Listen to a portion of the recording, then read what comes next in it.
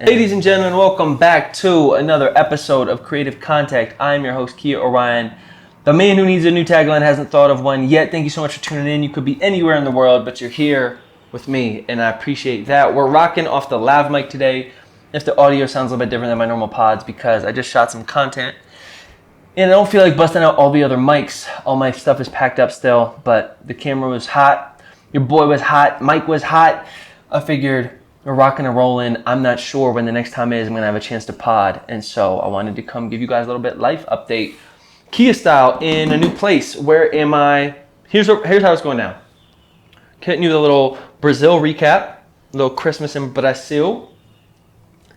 Loved Brazil. We're going to talk about some takeaways too about Brazil. Things that I loved. Why I could really see myself there later on. We're going to talk about this adventure that I'm about to go on, that is the most scared I've been about anything in a very long time. The first one that I'm like, yeah, we're gonna dive into it, but it's the first one that's really got me really prepping hard mentally, because it's gonna be, I think, one of the most challenging things I've ever done. And then we're gonna talk about what's next for the boy, kind of next steps, next chapters. So that's just a little bit teaser, a little something for you to hold on to, nibble on. Before we get to the good stuff, though, let's talk about Brazil. So right now I'm in Medellin. By the time you're hearing this, I probably have already left. If you're hearing this and you're in Medellin and you're salty I didn't hit you up, it's because I was only here for a high and by. I got in late afternoon yesterday. I'm here today shooting this content and kind of preparing for this next adventure. And then tomorrow morning I'm leaving with my buddy Scotty, and we're going out to Santa Elena, going out to a finca. And then we're going to go on this adventure, which I'm going to tell you about here in a little second. So I'm not really here doing my social thing. I'm not hanging out with people. So if I'm here and you're offended, don't be. It's not you. It's me, I promise. But I'm back in Medellin because I wanted to hit this little adventure before heading on to the next chapter. Brazil, though, was fire. Brazil was one of those places that I could definitely see myself posting up. At least in Rio. Floripa was really cool, but something about Rio was just special to your boy. I figured out what were some of the things that I loved about it. Being near the water. I love Medellin. This is kind of my home away from home. It's lush, it's green, it's an amazing place. There's something special about being near the water that I can't overstate. That just being like going out, either like hitting pads or shadow boxing and like hit them with that, Mayweather Philly roll, you feel me? But working out next to the beach, doing anything near the beach feels better. Like getting sun on my body early in the morning, getting sun on my body, period. That's why I have this kind of crazy tan if you can't see it. Rio has this mixture of nature in terms of like big mountains. Like I said, it feels like Jurassic Park. Lush green trees and landscapes and forest, feels like jungle, as well as the beach. And this combo, as well as the city, it's a rad place. And being able to go out early in the morning, work out by the beach or walk on the beach, come in back in the afternoon after working inside and stuff, being able to enjoy the sunset, just there's energy to it. And as hippy dippy as that is, there's something that I feel very grounded. I feel very present. I found whenever I'm near water, it makes me feel the insignificance of life in a good way. And that it makes me feel how little I really matter. That like this ocean has been like smashing up against these rocks for like hundreds of millions of years, hundreds of millions more. I'm a speck. I'm actually meaningless. And there's something really beautiful about that. That's like humbling of like any sort of problems I have or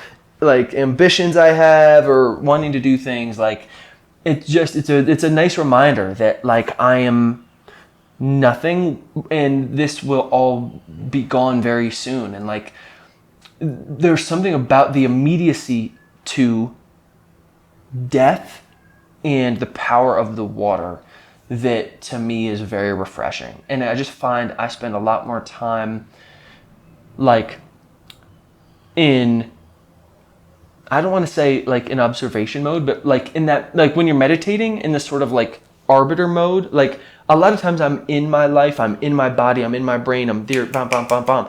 But meditation and being near water really helps me like not be in that mode. Almost like experience my life rather than just being in my life, like being able to soak up those moments. And that's not for nothing. I think it's all of these pieces about Rio that make it special. And I think especially beach cities, and that's why I loved Da Nang so much.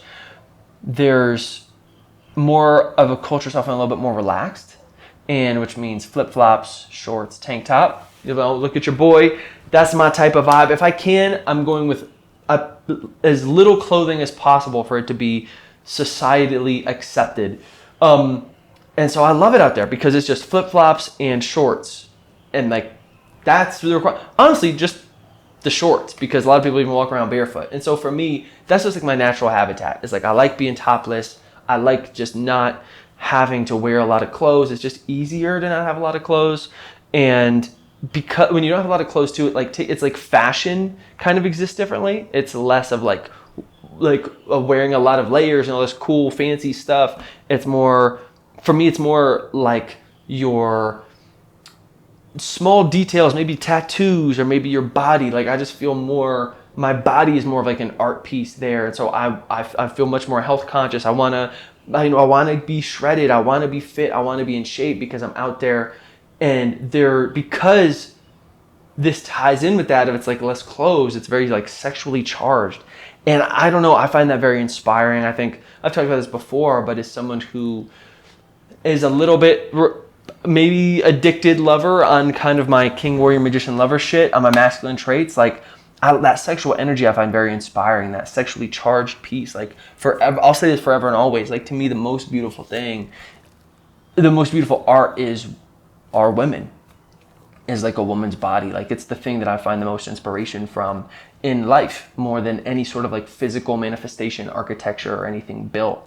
It's just like, it's just in me as a man, as an animal. Like there's something about like a woman's figure that is, I just find it, I want to write about it, I want to sing about it, I want to try to, either be funny or be successful. Like I want attention. Like it's like, it's kind of scary how much, when I really think about it, how much of life revolves around sex and attention from women. But I think it's just wired deep within us, especially on this evolution of desire shit I've been looking into. Like the point of being here as an animal is to procreate. And even though I've robbed myself of that, vasectomy life, #vasectomy life, but there is something about that is undeniable. That the sexual energy of that city that also feels very kind of like run and gun and kind of exciting. That's less like you exist less in these boxes that I feel like we sometimes do in the States of just, it feels a little bit more like kind of anything can happen. And even here's something, an interesting point too about that. I wasn't even going to talk about this on the podcast. I might have talked about it on the podcast before too, but I've always considered myself a pretty straight guy. I've always been obsessed with ladies. But I also think men are beautiful. Like I can be like, wow, that man's really hot. But being there in Rio was the first time it really opened my mind that I started really thinking about being like, could I be with a man? Like straight up. And this is some stuff I'm still working through. I'm still figuring out. But it was the first time it ever dawned on me, like it was like maybe a possibility that maybe not a possibility, but the first time I ever actually entertained the thought for real was like seeing those guys out there. They're so beautiful. Like I cannot articulate that enough. These Brazilian guys, like they're shredded, they're tan, they've got cool tattoos. Like they're just hot. I'm like, that's crazy. But again, I'm like, I'm not sure if I'd like want to make out with that dude or if I just want to be him. Like I'm still trying to like figure out that dichotomy there of maybe just he's so attractive and I'm just like, I wish that I could be that. I don't know if it's an actual real thing or not. So I'm still writing about that a lot. I'm still kind of doing my own mental gymnastics and thought experiments to try to figure out where I land on that spectrum. But don't be surprised if maybe in the future there's a little experimenting. We'll put it out there. Now that I don't have to be like a rapper anymore, now I don't have to be like super masculine, heterosexual, like I'm kind of enjoying the idea of like dipping and dabbling more with like sexuality and just other things I don't have to get into here, but just being more open sexually, we'll put it like that. So that's one piece of it, is like there's this beach culture that I love, less clothing, very inspiring, very connected to nature. And every weekend, just about, my buddy Spencer, and we would also have some other friends that sometimes we'd go with. We'd go out and go on these hikes. And so just these lush green landscapes. The people are very kind. There's a lot of art too, like in the center, this old architecture. I never got to see actually like really center, like downtown, because it still sometimes felt a little bit sketchy, especially during the nighttime, the evening, and I would want to go with somebody that kind of knew the areas. I would love to go back, find somebody that knows the areas, and like go take some photos. But it's a great mix. I think it was what I wanted Mazatlan to be, but Mazatlan ended up being a little too small. But I spent Christmas there and just rode my bike along the entire beachfront, the entire Malecon. I have a friend, she let me borrow her like bike rental thing, and it was really rad. And I just rode and just thought about my time back there in Rio. 6 weeks flew by. I would love to go back, step my Portuguese up, and actually dive in there. By the end, I started seeing this girl, which was kind of cool. There were a couple, I had a little bit of luck here and there on dates. Nothing totally was great. The women were great. I just don't think our chemistry was great. And it wasn't always exactly what I was looking for. So nothing super substantial there, just little things. And by the end, though, I had a friend. She was a friend of a friend, and she was amazing. Shout out Sophia. And she had some cool friends that she like put me in touch with. And so it could be cool to maybe see if some of those I felt like might have some legs, might have some potential on the line. But I'll just have to go back and find out. So anyways, it was a place I could definitely see myself. Would love to go back someday. I'm not sure when that is. I need to make more bread. It's the most I've ever spent on an apartment ever, actually, which is interesting. So it's definitely not cheap. I didn't ever have any problem with the danger shit. Like I know a lot of people really worried about that. I was worried about that. But like anything, you kind of learn how to move. You learn the vibe of the city.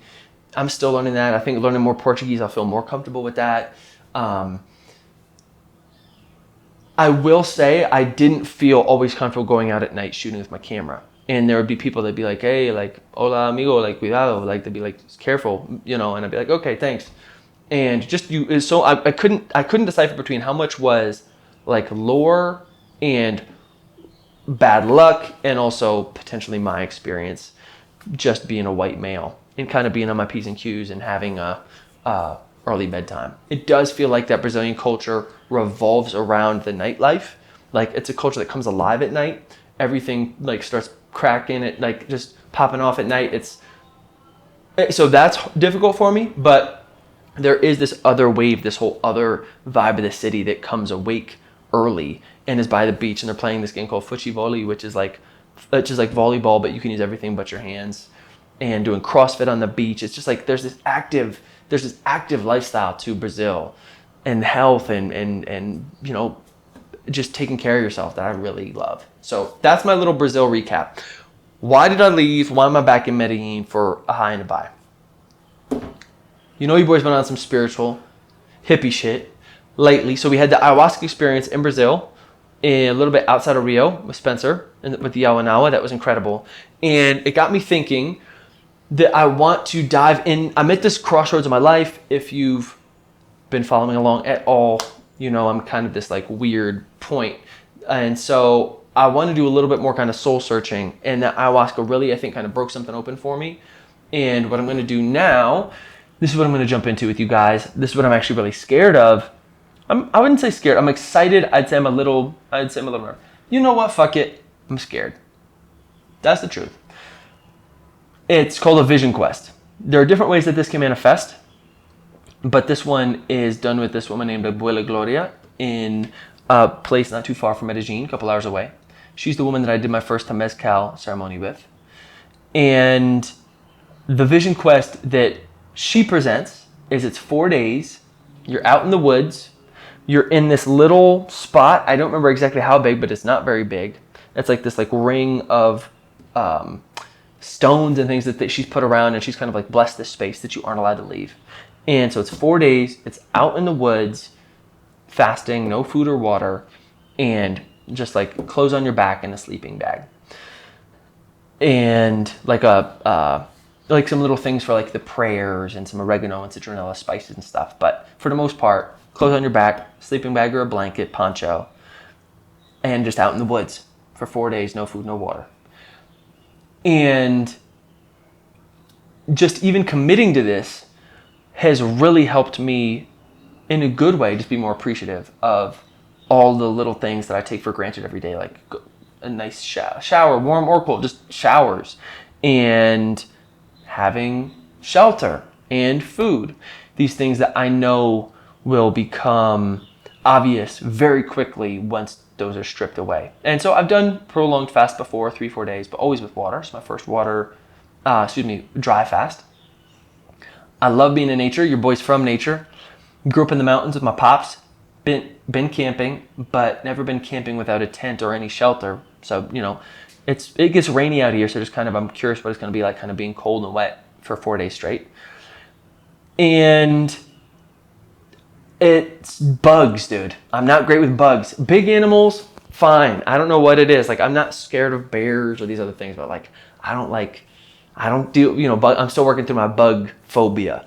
And so I know it's just going to be it's going to be some serious mental warfare, just 4 days. It's going to be like this, a lot of meditation and me against me, really I've been trying to really work on getting my mind right, spending more time meditating during the day and in the evening of how to not let the experience beat me. And to just, my tactic, what I'm going into with this, my strategy is to almost try to remove from my body as much as possible. To be in that meditation kind of observer mode as much as possible, and to not be as much in the mosquitoes and being bitten and cockroach, trying to be, and when it's rainy, just trying to be how can I just really, really work on separating my mentality and my mind from my body. And I think that'll be the most challenging part is that balance between being in it minute to minute in the experience and being wet and cold and hungry and, mosquito bitten, and then also seeing it for a full experience, using what mental tools I have that I've developed, that I'm still working on, but that I've learned to work through this experience and make it as meaningful as possible. So there are a couple things that that I've looked into before on things like quitting, and there's things like set your when you're going to quit before you even start. So that's something I've thought about. How bad would things have to get for me to quit beforehand, before I'm out there and it gets tough, and that's the easiest time to quit. Another thing I've thought about are things like how to deal with pain. And from a lot of this research that I've looked into, a lot of it is to focus on the experience. So if you're cold, focus on the cold. If something is painful, focus on it. If something hurts, focus on it, and really dialing in kind of my mental acuity in that regard, and trying to think about how can I come in kind of with a mental toolkit so that when things get rocky and it's the third day and I haven't been able to sleep because it's been raining all night, I'm tired and hungry, to be we're in it, and laugh about it a little bit and just kind of roll with it. I think the nice part is, if you think about it, the only thing you have to do is survive. Really. Just if you can keep breathing, you win. Which is pretty nice. It's not like buds or some crazy Navy SEAL training where they're putting you through the ringer, and if it's trying to force you to quit. For me, this whole thing is just can I just make it through this moment? And I think that for me, anytime I do anything challenging, when it feels very difficult, ayahuasca, the Temazcal ceremonies, before when I've been in the hospital and there have been tough moments, I'm not thinking about this fast 3 days from now. I'm not thinking about it, how I'm getting through tonight. How do I get through right now? Focusing on the pain, finding on some Viktor Frankl, finding meaning in the suffering. How do I make it through right now into the next minute? And so I'm scared, y'all. I'm excited.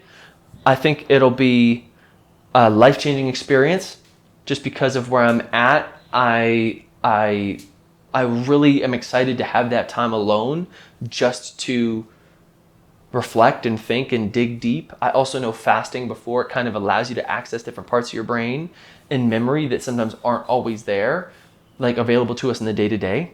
And so I'm excited. I'm a little nervous that I might stumble on some things some dark things, some like stuff that might be in there that I keep pretty tight under lock and key that I know I should probably go through. And I know with the fasting, sometimes the fasting, the meditation, I can get into some rabbit holes sometimes that can be difficult to climb out of, just because I already have a propensity to be a little bit nihilist, I think.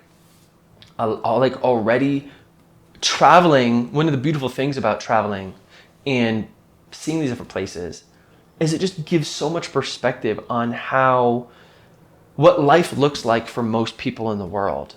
And it's not like what life looks like in the States. Like, I'm not talking about like, yeah, like going to an office job and, working in a cubicle. Like, yeah, that shit blows too. But I'm talking about like what like dated, like rough. These places are super populated, not a lot of resources. It's hard. Life is really hard. And so to be a white male, born to educated parents in New York with US it's like, I sometimes struggle, I think, between being wildly ambitious and wanting to change the world and wanting to have an impact that I realize comes from wanting to leave a legacy, which also I think comes from maybe wanting to feel immortal, which also comes from being scared to die. If you dial it back, that's where I think often wanting to have an impact comes from, wanting to leave a legacy comes from, is really being scared of death. And then also that being juxtaposed with just like living the day to day, that like Mother Nature and the world doesn't really give a fuck how I use my time. Like I said before, like I am in life kind of is meaningless. So kind of this working the balance between those two, just being totally present, having big dreams, being ambitious, being grateful, and where all those things kind of interact for me in my mind can sometimes lead to like just very can lead to like sometimes a little bit like hopeless places that I know I've encountered before through like deep extended periods of meditation and ayahuasca and things of that nature that kind of push you into those places intentionally. But again, I just trust my abilities, and that's what I've been really working on. Like I feel like it's almost like creating this metal. I don't know why I picture it as metal, but I do, like in my mind. It's like in my mind, I imagine it as like it's like this metal. I'm creating almost like a fortress around my mind of I'm like fortifying my mind's mental fortress. How's that for a tongue twister? And that's kind of I feel like what I've been kind of practicing for, and just trusting in my abilities, trusting in my mental preparation, trusting in my physical preparation, and also just a lot of these tools and things that I've learned from meditation. I'm just like spending extended periods alone and learning how to cope with those things. And like I said, just really trusting my abilities. I've been even having conversations with my body, like straight up I'll talk to it. I'll be like, body, like we're about to go through some shit. Like I want you to know you're going to be okay. Talking to myself, body, like enjoy this right now. Things are going to get tough here pretty soon. You can relax. It's going to be okay, and like just kind of like continually kind of working my way up mentally for this. Because physically I know it'll be very taxing as well. Not being able to move or walk around a lot, kind of just seated in there in kind of this little patch of earth that I'll have to, and also like when I was like having to take a shit or to go and be like, you find like feel like digging a little hole, these things are just going to be uncomfortable, and working through those things before I get there. So that way, when it all, it never goes according to plan, and it kind of all goes south, I'm able to remain in the moment and realize this is what we came for. And back in the days, this ritual used to be how, I think it's a Mexican tradition, it was the rites of passage for boys to become men. And I think just in my life right now, it's been really on my mind a lot, is this ritualistic piece that we've lost of becoming a man and masculinity and what that means to me. And I think I talked about it in my other video too, and really kind of coming to terms with that and figuring out what that, figuring out my own rules and writing my own rules around what it means to be a man, and being an adult too. Sometimes I still feel so young, and life does not seem to be waiting for me. So trying to figure out what I want adulthood to look like, what I want my romantic partnership to look like. Again, these kind of like kids or not, what I want my career, these things, and also coming to grips with the fact that like things have not gone according to plan and will continue not to. And so how do I be okay being less accomplished than I thought I'd be? How do I be okay, not ending up where I thought I would? And being okay really marrying like the Kia that I always dreamed of being and wanting to be and what I wanted life to be with the Kia that I am and with life as it is. And finding peace in those things is not easy. And I feel like that's kind of like my my life's work is becoming more human, And I think that's one of the reasons why I feel like I'm able to make really good art, is because sometimes I do feel like I'm kind of an alien on the outside, an alien in human skin, as my buddy Brandon would say. So I'm able to kind of see these normal human interactions, what life looks like for a lot of folks in a good way, that I can't seem to figure out for some reason or another. But it makes me, I think, able to be observant and make good art about them, writing songs about them or write. I've been learning how to write, period. Like I've never learned how to write before. And so I've just been learning a ton and reading, Stephen King's on writing and Mary Karr's on memoir. I love writing nonfiction. So I've been trying to write one short story, at least 1,000 words every day, and would love to become a better writer. But I think it's almost this. Mary Karr had this great line in the memoir. She's like, all of my work pretty much translates to just, I am sad, the end, Mary Karr. I was like, I feel like that kind of sums up my artistic career as well.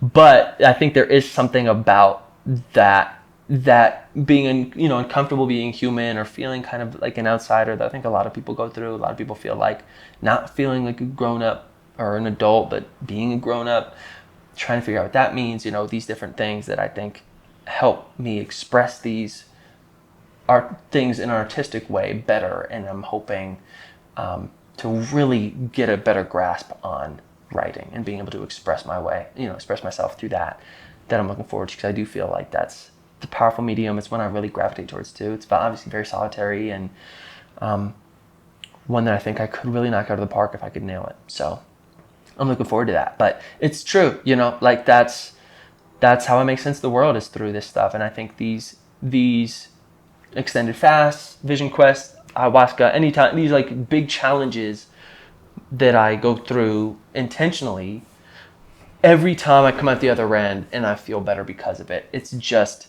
difficult sometimes to just take the leap and to jump into it. And again, it's not like it's that difficult. You just have to keep breathing, right? It's like in Finding Nemo when he's like, I love that scene. If we've hung out, I've mentioned this scene before. Like when he's like hanging on the back of the turtle and he's like going through all the jellyfish, and then he's like, stay awake. And like he just has to try to just like make it through the end of that tunnel. And that's just kind of how I feel. It's like, if I can just wake up every morning, make it to the end of the day, and keep breathing, that's the goal. And then you win. You just do that long enough and you win. And I feel like that's something I can do. So what's next?